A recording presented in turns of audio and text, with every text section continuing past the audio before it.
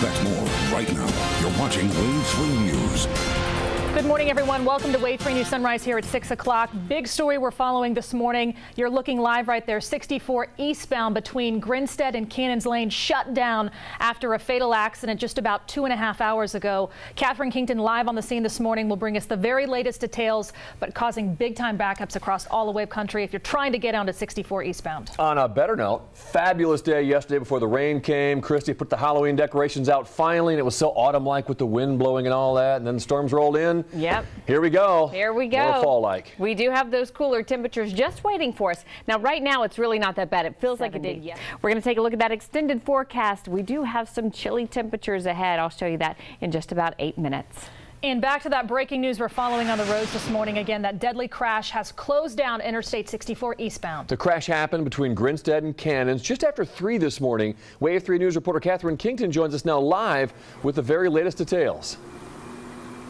And John, we have moved, so you'll remember at first we were stuck in that traffic between Cannons and Grinstead on I-64 eastbound for about an hour. They briefly let traffic go by to be able to clear that scene for accident reconstruction. And now we are off the ramp on Cannons Lane. We are facing westbound. So I-64 westbound is in fact open, but they did close I-64 eastbound. So you will not be able to pass through that. Now, this happened around 3 a.m. A car they believe was going the wrong way on 64 eastbound. This again was about 3 when they arrived. It was fully engulfed in flames. That driver was pronounced dead on the scene, and there were no other people in the car, and also there were not any other vehicles involved in this. When we were able to pass by, I saw what looked to be an SUV crashed into a cement barricade in that median area. So that is what it looked like from my perspective of driving through,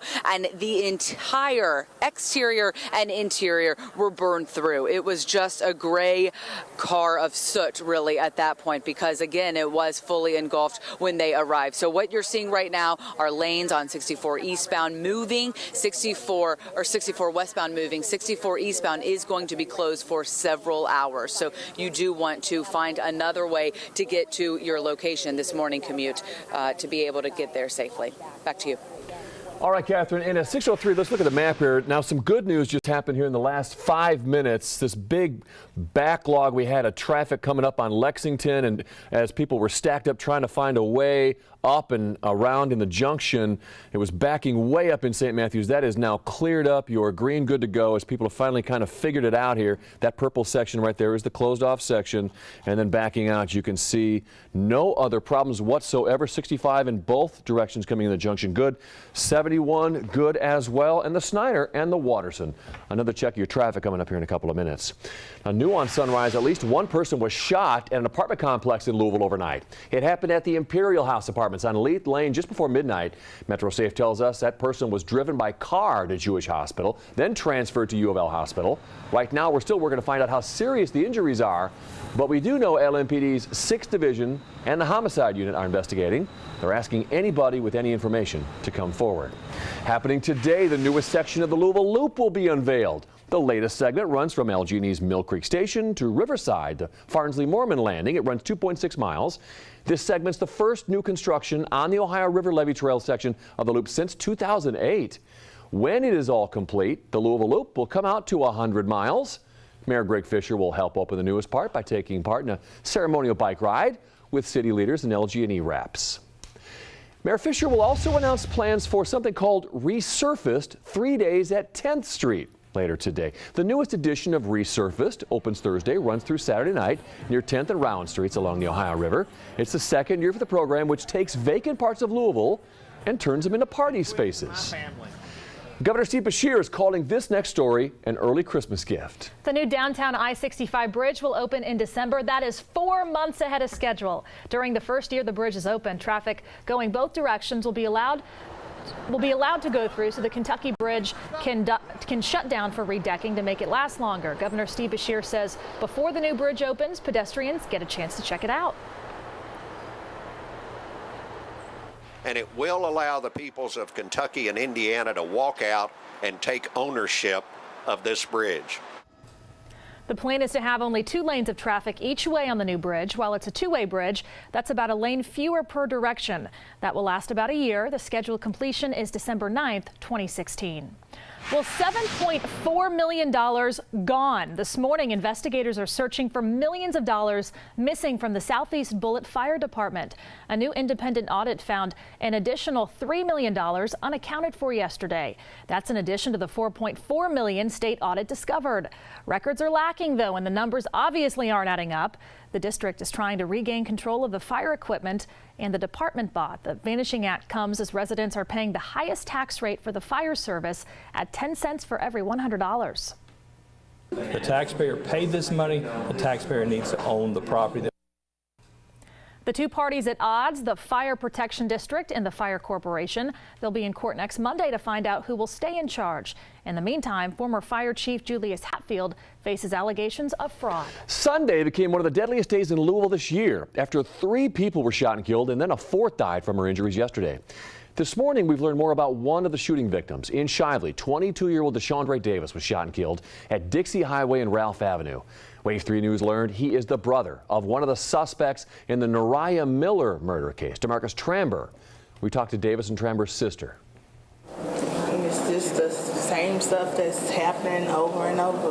Like, I don't know, like... Death after death. Yeah, death after death. The woman who died from her injuries Monday was shot in a car in front of a home near 37th and Market.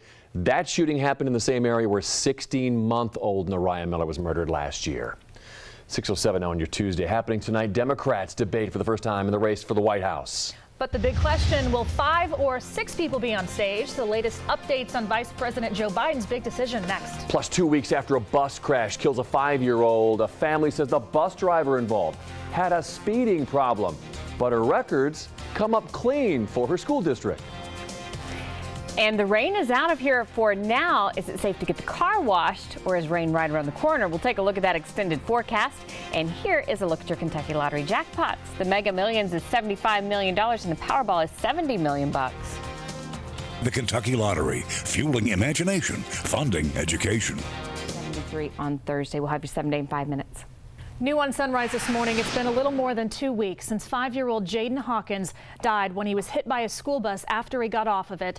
Now we are learning this morning about the woman behind the wheel of that bus. Throughout the last 10 years, every time Janine Dockery has been graded on her driving, she has passed. Butler County school officials say they've never received any complaints either, but one family on Dockery's route says they complained to the director of transportation and the superintendent multiple times in the past year. About 5 times last year or more, complaining about just she's taking off too fast. She's driving down our road too fast. Our younger kids being knocked in the seat, out of the seats because of the way she's driving. The superintendent responded to that family's complaint, saying that he remembered them asking about discipline issues on the bus, but never about Dockery's driving. Dockery is still employed by the district, but is on leave this morning. Also new right now, family members are searching for a Russell County woman who's been missing for nearly 2 weeks. 24-year-old Whitney Copley hasn't been seen since September 30th when she left her sister's house to go out with some friends, leaving her phone behind. Copley sent messages on Facebook later that day to relatives, one of which said, "What are you doing? I really need to talk to you." Those family members responded, but Copley never read them.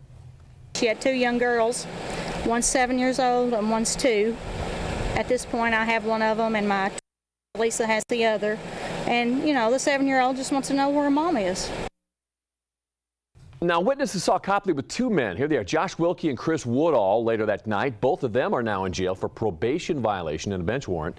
The 2 men were seen on a store's camera later that night, saying they ran their car off the road and had a flat tire, but Copley was no longer with them. Anyone with information is asked to call Kentucky State Police. 6:13 here on your Tuesday morning. This is a big talker for everyone this morning. How about unlimited vacation time? LinkedIn becomes the latest American company to change its time off policy. And we're giving away tickets to Louisville's inaugural Wine on the River happening this Saturday at the Waterfront Park. Stay with us to learn how to win. You'll get chances every day this week on Sunrise. 6:16, welcome back. You're looking live here at I-64, keeping you up to the minute right now. Fiery crash right there just after 3 this morning. Shut down I-64 East between Grinstead Drive and Cannons Lane, killing one person in that burnt-out vehicle. And just 2 days after a hiker fell to his death in Red River Gorge, a woman had to be rescued after falling off a cliff and hitting her head on a rock. That story coming up at 6:30. Governor Beshear announces the new bridge downtown will now open 4 months ahead of schedule. You can expect your wheels to hit the pavement before Christmas. Oh, we've already seen 2 Republican debates, but tonight the Democratic candidates for president will take the stage together for the first time. The debate will be held in Las Vegas at the Wynn Hotel. CNN's Anderson Cooper will moderate. Debate participants include Hillary Clinton, Senator Bernie Sanders, former Maryland Governor Martin O'Malley, former Rhode Island Governor Lincoln Chafee, and former Senator Jim Webb. The big question mark this morning, Vice President Joe Biden. He still hasn't said whether he'll run for president. This is the first of 6 debates scheduled for Democratic candidates. And Hillary Clinton spent her time before the debate with protesters right outside of Donald Trump's hotel in Las Vegas. Clinton was rallying with local members of the Culinary Workers Union. The group is lobbying to organize the employees of the Trump International Hotel. Fellow Democratic presidential candidate Martin O'Malley held a similar event outside that hotel in August. And in Washington right now, the House of Representatives need a new House Speaker and fast. Yeah, after Majority Leader Kevin McCarthy turned down the job, Republicans are now trying to convince Congressman Paul Ryan, the budget chairman from Wisconsin, to replace John Boehner. We talked to Congressman John Yarmuth about the House Speaker shakeup. He said he thinks Ryan would be pragmatic and would get things done if he takes the job. There's a possibility that we could end up with a Republican speaker elected with Democratic votes, which I think would be a great thing for the country and a great thing for the Congress, because it would marginalize the extremists who are causing this problem to begin with. Yarmuth also joked that he'd be open to taking the job himself. Ryan is getting support from both sides of the aisle, but so far his aides say he is not interested in leaving the budget chair position. All right, let's get a look at your forecast here today. That rain swept through. Now what, Christy? Another check your forecast coming up. All right, Playboy is turning the page. Literally. Coming up, the iconic men's magazine goes from less clothes, more skin, to more clothes, less skin. And the 2 largest beer companies in the world are brewing up a new future together. That story next here at 6:30.